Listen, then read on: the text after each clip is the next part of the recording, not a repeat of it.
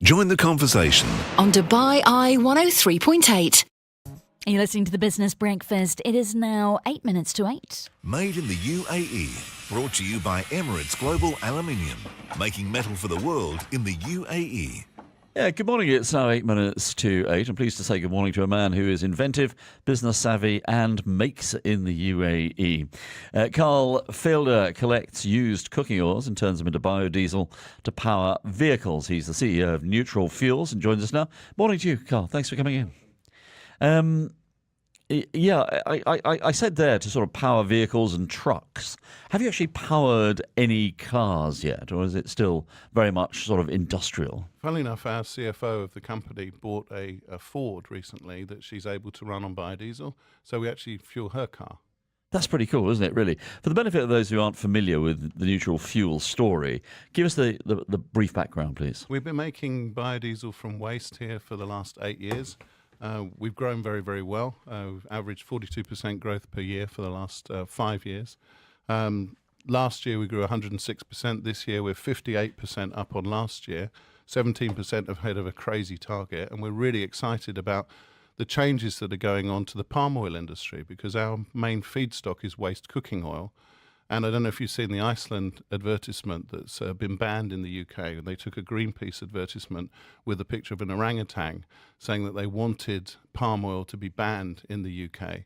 And Iceland has taken it out of all of their products. Now, why does that matter to us? It's because most of the waste cooking oil that's produced here is actually taken in the middle of the night and sent to Europe to be produced into biodiesel. And it's only done so because they can get the price there because the price of diesel is higher. So what we've been trying to do is to ban the export of that waste oil because we can process it here and use it here. It makes no sense to export it. So those percentages that you were talking about there, the sort of growth percentages, what does that refer to in the sense that you get given your waste cooking fat from people like McDonald's? What do those numbers actually refer to? We actually have to buy it. And are you paying for it now? Because some of it was given in the early days, wasn't it? We have to buy it. Unfortunately, since we got even more successful in the market, people have seen that there's value in the waste materials. So we have to compete with the Europeans for the purchase of the raw materials.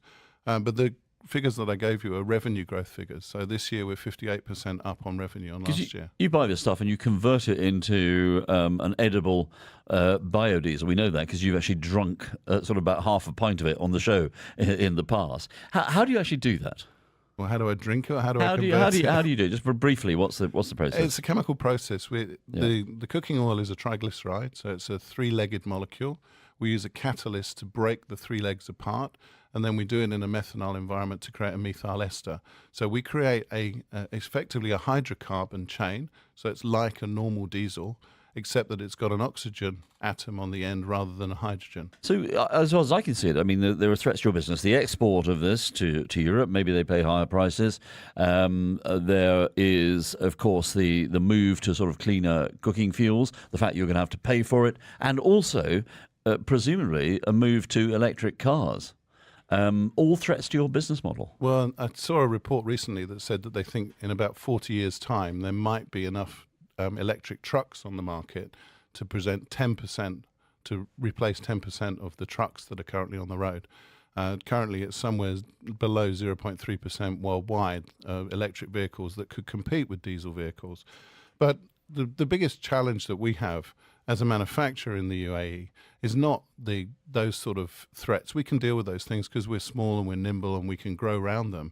The biggest challenge we have is the operating environment here. Last night I asked some of my friends who are also running their own businesses in the UAE what they thought the biggest challenges were to manufacturing in the UAE.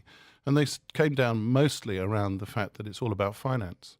The finance industry here really can't do it.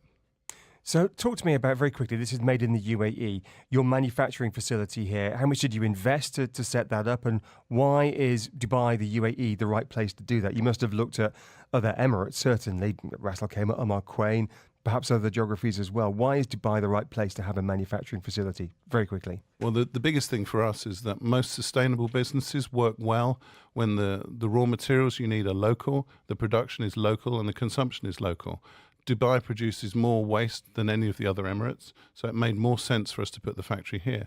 We also had exceptional support from Dubai Economic Department in doing it. Having said that, we're in the process of building our second factory in Ras Al Khaimah at the moment, and we see there's other opportunities in other Emirates for us. What about your relationship with McDonald's, which was where you started collecting all of their old chip fat and turning it into biodiesel, and then you powered some of their trucks in Australia? What's that relationship like now? We also have a consultancy company, so we wrote the sustainability strategy for McDonald's for 37 countries, and one of the things that came out of that was a recommendation that if they recycled all of their waste, they could actually power their entire truck fleet on biodiesel without buying any more fossil fuels. That other side of your business, because you are MD of Neutral Consulting, Neutral Select, and Neutral Software, how is the other side of the business going? The other sides aren't growing as fast, I have to say, partly because of the markets that we're in and partly because of our focus on sustainable fuels. But it is definitely a challenge here with the supply chains. The manufacturing is really challenged by the finance, but the supply chains, it's not a Lego type model. You can't just add things together and hope that you're going to build something assuming that all of the feedstocks are available. Well, thank you so much for joining us this morning, Karl.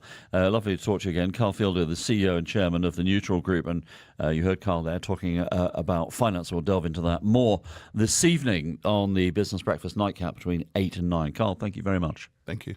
Join the conversation. On Dubai Eye 103.8.